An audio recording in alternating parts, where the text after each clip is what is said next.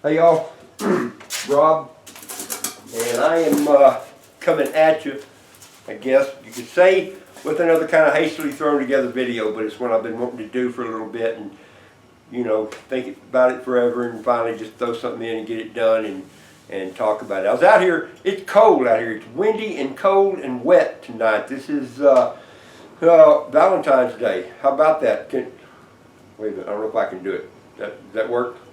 Happy Valentine's Day. But it's cold out here. I think I finally got the shop warmed up to 42, 43 degrees, which is a dang sight better than the 33 it was a few hours ago. The shop didn't have any insulation in it. It does have a lot of little ammonia hoses all over the place where the air gets through, and it's plenty cool, and it doesn't hold temperature one way or the other very well. When it gets hot outside, it gets hot in here. Same thing when it gets cold outside, and that's what it is. We'll try not to cough or sniffle on you or snort on you. I just got finished with a dose of the crud that lasted most of a week, and I'm still hacking it out and getting it out of my head. But I was out here working. What I was out here doing was working on some cast iron. I've got some pieces of cast iron, some that I found, some that I've had, and a lot of it needed to be kind of dressed up, cleaned up, oiled up, and just in general made a little bit better. So what I was doing is I scrubbed it with a wire brush, and I scraped it with a little flat bladed screwdriver, and I got all the bad spots off. I got most of the bad spots off. And then I heated up a little bit of lard in a can right there, and I've got a paintbrush, and what I did was I took and I washed it, and I got some water going there, and just kind of washed it down, rinsed it down to get the dust off of it, the rust dust scraped off. And then took the paintbrush and just kind of painted it. And that made it a whole lot easier. Yes, I almost grabbed that handle without something. But some of the things were easier to do with a paintbrush. Look at that bacon grease, that lard just running down there on the stove. Doesn't hurt anything. Kind of smells good, actually.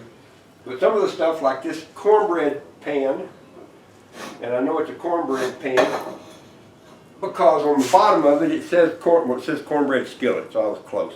But anyway, that's that guy there. I dug this out when I lived in Colorado many, many years ago. Dug it out from behind the old house where it was just buried and going to rust out there. And I thought I had cleaned it up once in the past and it even made cornbread in it. Maybe not, I don't remember. But it'll be all ready and good to go now. And then an old Dutch oven that was I rescued out of somebody's backyard that didn't want it and wasn't doing anything with it. Anyway, it's just kind of fun stuff to do. It's not like I don't have 1,000 pieces of cast iron already spread out in different places. But, you know, I might want to give one of these to somebody, or I might just want a set to keep somewhere else and have it all spread around and easy to use. But that's not why we're here. Well, that's why I'm here. That's not why I'm doing the video. Why I'm doing the video, y'all all know who Zek is, the Revolting Man. If you don't know who Zek, the Revolting Man is, you ought to go subscribe to his channel because he's a pretty good, fun dude. And he's got lots of good information, good Second Amendment guy, good homesteading, out in the woods guy. I'm seeing my breath still.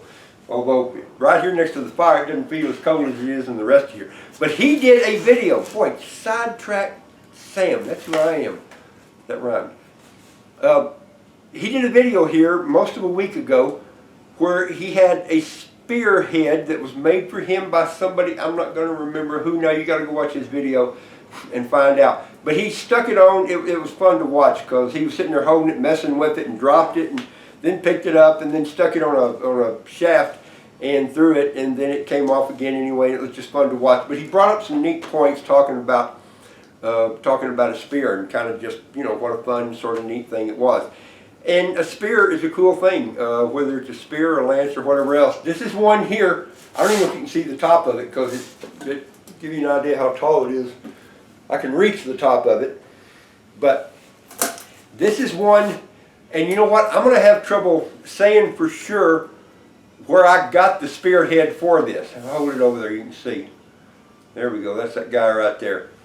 I found this over in the deserts of southeast, deserts, canyons, what have you, of southeast New Mexico. I'm dating myself, 40 years ago, probably, back in the early 80s when I used to go with a friend of mine, a guy that made the knives. Don and I would go camping over there and kind of treasure hunting and exploring and things like that. Now, I don't think that this is a genuine, it's kind of model shaped after an old conquistador style spearhead. I don't think it's genuine. I'm pretty sure it's not, just looking at it in the metal and the finish of it and all like that. I don't think it is, but I don't know what it, I don't know where it really did come from, you know, so it worked out kind of cool. But I've had it that long, and I've had it hafted on this shaft here for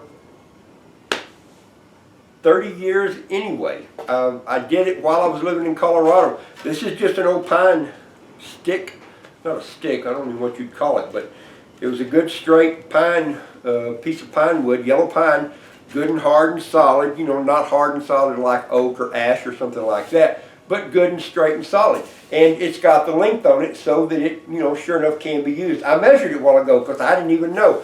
And from where it touches the ground to the very tip point, it's 7.5 feet long. Not very heavy, it's, you know, relatively light, but it is very strong. I have whacked a few things with it, and I have stuck a few things with it. Hadn't stuck any people with it. We'll talk about that in a second too. You know, one of the things Dick did on his video was he threw his spear. He launched it, and it was just fun to watch like that. The reality is, my understanding, that a spear, a lance, something like this, really, the idea is not to throw them. Now you can throw them. I have thrown this one. It's kind of fun to do. But for one thing, it's hard on the snake skin. I don't know if you can see there, but I took a rattlesnake that had not been very long dead, and I knew how long he'd been dead because I killed it. And I just basically slid the skin right down over the shaft. I just threaded it down like a big old condom right there on top of it and let it dry in place. And then I don't have, one of the things Zach talked about, or somebody in his comments maybe talked about, was putting a pin in there to hold the haft or the spearhead into place real good. And that's not a bad idea, but I never did that. This one, I just whittled it down till it fit about right, and then really just drove it down on there like that. In fact, went just a tiny bit further right then. That dude is in there, strong. Still, it wouldn't be a bad idea to pin it in place probably. And I never really decorated it much. I don't remember what all I did to the shaft. I'm sure I rubbed grease or oil or something into it and kind of held it over the fire to get it good and hot so it would soak in real good, because it has lasted really well for a really long time, and I wouldn't be afraid to use it. Throwing a spear. If you were in, let's say you are Joe the mighty Viking and you are in battle somewhere and you decide you're going to kill a whole bunch of your enemies. The preferred way to do it is not by throwing your spear. Number one, for a couple of things. When you see the movies, you'll see them throw a spear and it'll hit some old dude and he just, and he falls out dead. Or you'll see them, they'll throw a knife and it'll hit some guy here and he's like, oh, you got me, and he's all out of the picture. You know, or the ninjas will pitch a throwing star or two and some dude will fall out. It don't work that way. Once in a great while, once in an unusual circumstance, it might work that way. But two things wrong with that. Number one, it probably don't work that way. Number two, when you throw your weapon, any kind of an edged weapon, any kind of a weapon, when you throw it, guess what happens? You don't have it anymore. Now somebody else has it. If you're lucky, they won't pick it up before you can get to it. The second thing is, I have seen people get stabbed and stuck and cut and that kind of thing. And only one time do I ever know of anybody dying fairly instantly from it. It was a long time ago. Dude got stabbed in the heart with a screwdriver. And it was just one of those lucky shots. Wasn't lucky for him, I guess. But it's just one of those unusual shots that got him, and it hit the heart muscle and he dropped within seconds. And it was all over and done with. That's not what usually happens. I've also seen guys with knives stuck in their head, like literally in their head, can't get it out because it got stuck good, and they're just fine. They took themselves to the emergency room. I've seen, oh boy, I'll tell a story about a couple of my friends. I swear, under the heading of I can't take you guys anywhere. I got a couple of friends, we'll call it friend A and friend B. I see both of them all the time still. One of them I see a whole lot, the other one I see a bunch. Friend A, we were over at friend B's house. Might have been a little bit of drinking going on, so that doesn't always cause the best decision. But friend A was getting a little bit overbearing with friend B, who wasn't feeling real good. And friend B told friend A, you need to quit. You're being overbearing. You need to leave me alone. And friend A wasn't trying to cause any trouble. He wasn't trying to start trouble because we were all friends. But he wouldn't quit when he was told. Now, he already knew, like I did. We all know friend B. When friend B says quit, friend B means quit. He's not kidding. He really isn't kidding. You know, he's not always looking for trouble, but he doesn't mind visiting trouble on somebody. So friend A didn't quit. Now, for one thing, friend A is used to being the one doing the cutting or the stabbing, or, you know, I may have seen at a billiard game one night where he cut some guy across the stomach and it got really ugly really quick. That guy didn't die either, that we know of. We didn't stay very long. We left after that. We left pretty quick after that. But friend A kept on. Friend B pulled out one of his preferred weapons, which is a screwdriver, just a flathead electrical screwdriver. Wasn't the first time I'd seen him do it. I was in the other room. I heard things get louder and more wrong from about 30 feet away. When I came in to see what was going on, friend A was all upset and bleeding from about 4 places because friend B had stuck him 4 times up to that point. Now, they were friends, right? So friend B wasn't trying to kill him, of course. But the point is, even though he choked up on the screwdriver, so he only stuck him, he only stuck him a couple of inches, and didn't stick him in any vital areas.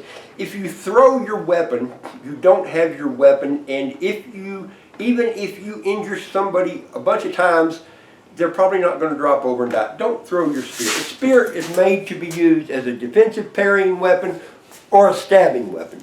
It's made to go in between the little skinny spots for somebody up under the armpit or whatever. This one especially, with these little hooks on it right here, it'll get you coming and going.